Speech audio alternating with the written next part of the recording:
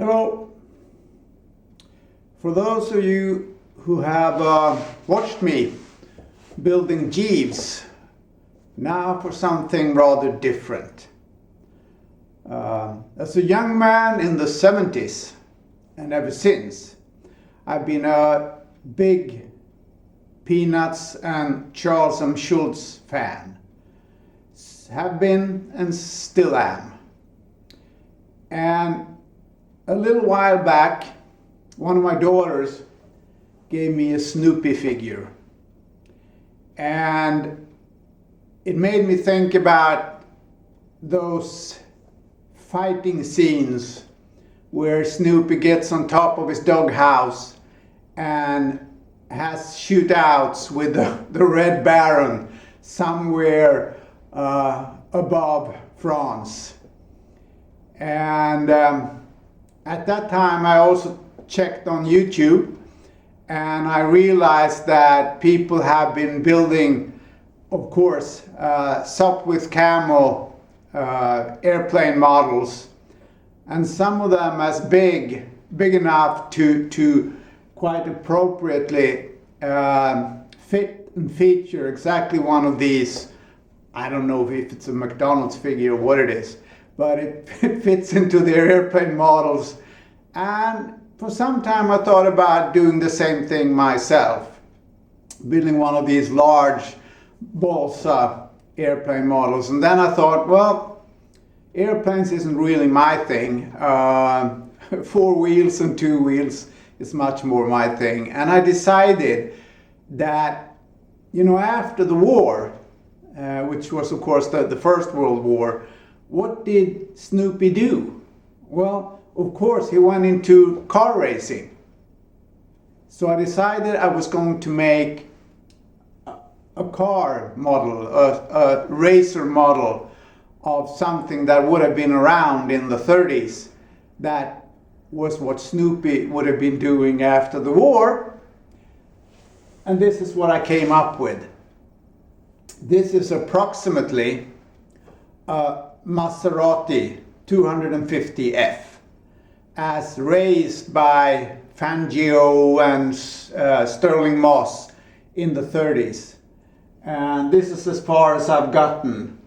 And hopefully I'll be able to make a racer for Snoopy. I don't know if you can see, but it's not inside it yet. But the dimensions have been the result of the size that Snoopy actually is here. And this is as far as I've got.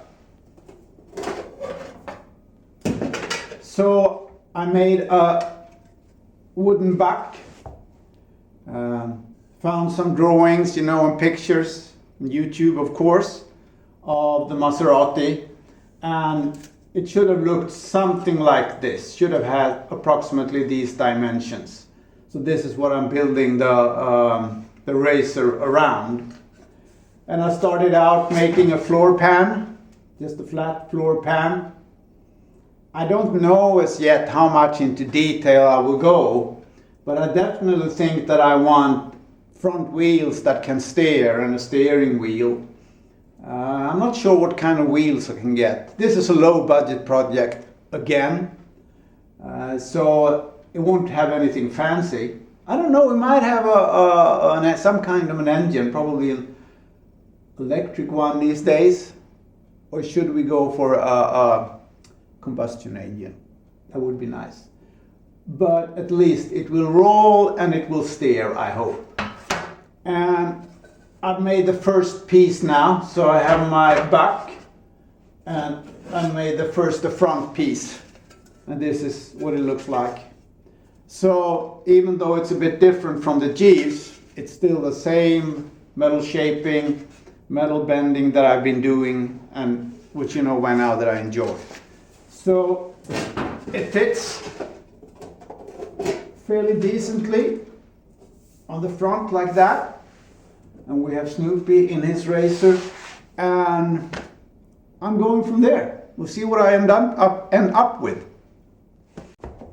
So this is 2.5 hours later from the short film I just took. and I wanted to show you this piece now, which is pretty much finished. I'm going to do some sanding when eventually I put the parts together, but this is pretty much it, and I'm pretty satisfied. This is all what they call hammer forming.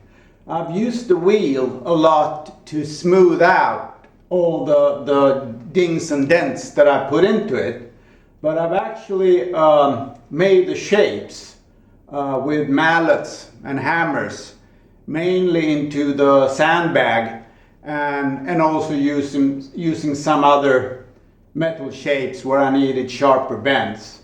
But as I said before, aluminum is easier, and I think it turned out pretty good. So now I have to make another half that matches this one. We'll see how that goes. So I've just taken delivery of some wheels for the Maserati racer. As I said, this is a low budget project, so these are actually kick bike wheels,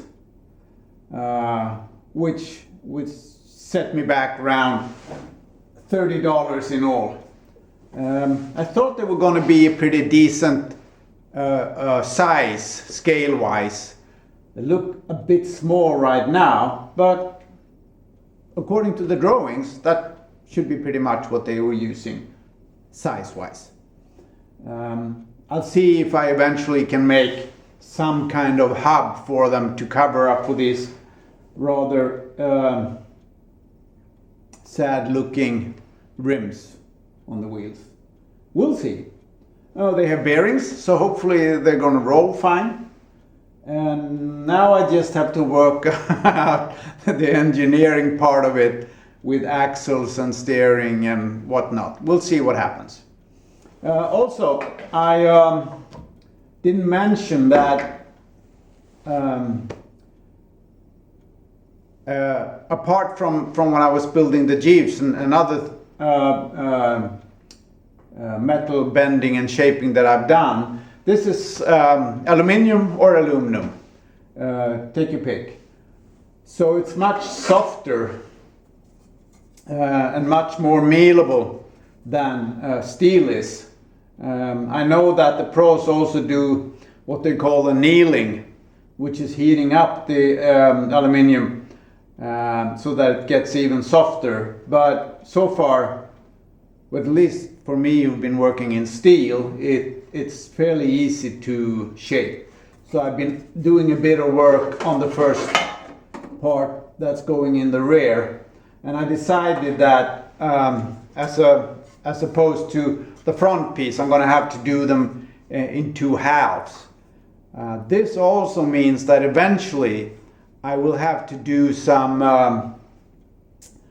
welding in aluminium, which all the people in the know say is fairly tricky and fairly difficult, because aluminium melts easier and apparently very rapidly when it gets to a certain point. So we'll see how I can manage. I have to do, of course, a bit of practicing, and I have a lot of scrap aluminium lying around, so I can get the TIG started up and see if I can make it work. If not, this is going to be scrap because I need to weld these pieces together. So on from here. Look, wheels and axles. Actually, these wheels are wheels for kick bikes.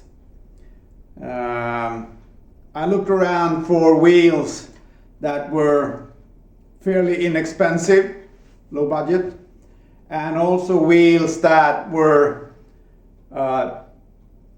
much, the right scale for the model that I'm building. And I found out that kick bike wheels are 11 centimeters, 100 mil in diameter. So that's what I got. About $25–30 worth of kick bike wheels. And I have an axle in the rear, and I actually have steering in the front. So I'm pretty chuffed with that. Pretty traditional way of solving how these things work. Handmade in my own workshop, not stuff that I usually do much of. Not the sleekest design. As you can see, all it is it's a threaded bar here in the back. It does have the advantage though that I can screw it into pieces again. I just take off the nuts and then I can take it all apart. Which might come in handy if eventually I decide that I would like to have some kind of drive and be able to drive the little model. Of course, the same thing goes for the steering in the front, where eventually maybe I hope to be able to make something that actually steers. We'll see, but yeah, I'm rather pleased with that. So there's been some progress. The body's pretty much complete. At least I'm going to make some few small additions. I'll tell you about that. But all in all, pretty much complete. And the floor pan and the rest of the body have been put together. And I showed you that I had my axles and my steering. I'm not sure any longer that I talked about welding the different pieces together. I don't know if you can see, but the front piece and then two rear pieces. And I tried my hand at TIG welding aluminum, but I haven't been very successful so far. I need to figure out why I'm not successful, and of course practice a bit more. And I was a bit impatient to get on with the Maserati.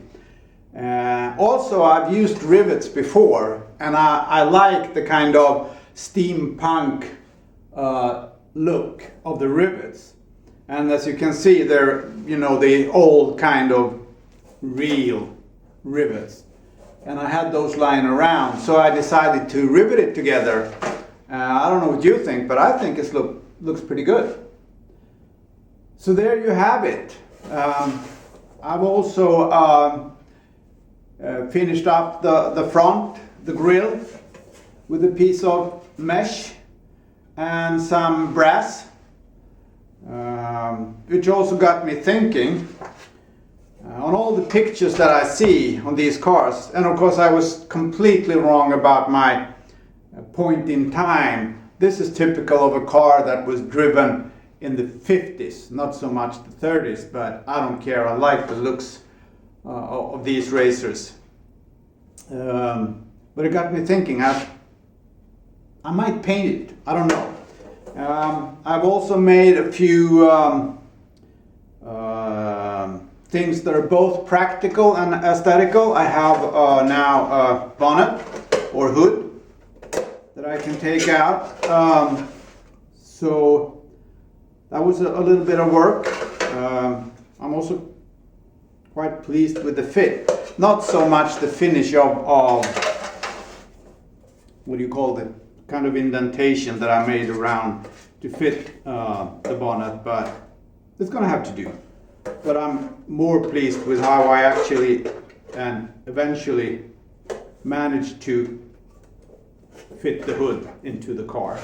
I've made a cutout over there, which will be for the exhaust, and that's the way they looked.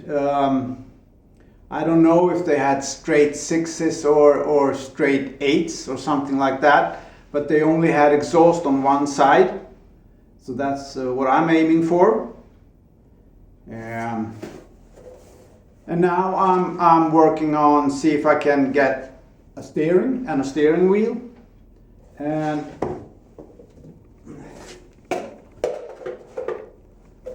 there you have it so far. What do you think? Keep it like this or paint it red? We'll see. So slowly getting there, I think. I've added a few more details and stuff. It seems, I think they were running straight sixes, double overhead cams, straight sixes, cross flow engines as far as I can tell. So I have the air intake on this side and the exhaust on the other side. I have a steering wheel and a car that steers after a fashion. These little things that are behind the front wheels, I'm not sure what they are. You can see them in a lot of pictures, so they are there, and probably some kind of aerodynamic thing. I don't know if they made any difference. Maybe they could kind of tilt them, you know, to get more pressure in the front. But now they're there. And as you can see, it's not bare aluminum anymore. I had a big debate with myself whether to leave it in the silver aluminum finish or to paint it red, because of course the Italians, Maserati, they were competing in red. The French were competing in blue. The British, of course, in their British racing green. And I think the Germans were silver. So leaving it in silver, it would be more of a kind of a German thing. So I've committed myself, and now it has a basic coat of red on it. And I'm going to brush paint it with, you know, this kind of enamel paint sign paint. So in a short while, we will both, or all of us, be able to see what that will look like. So, this is what we ended up with. The famous air fighter, aka Snoopy, in his Maserati 250F, ready to go racing. And knowing Snoopy, winning probably wasn't the most important thing, but being part of it was. So I just hope he's going to have a lot of fun racing. I'm also going to give you a couple of different angles of his racer. So there he is, ready to race. And thank you, Schulz.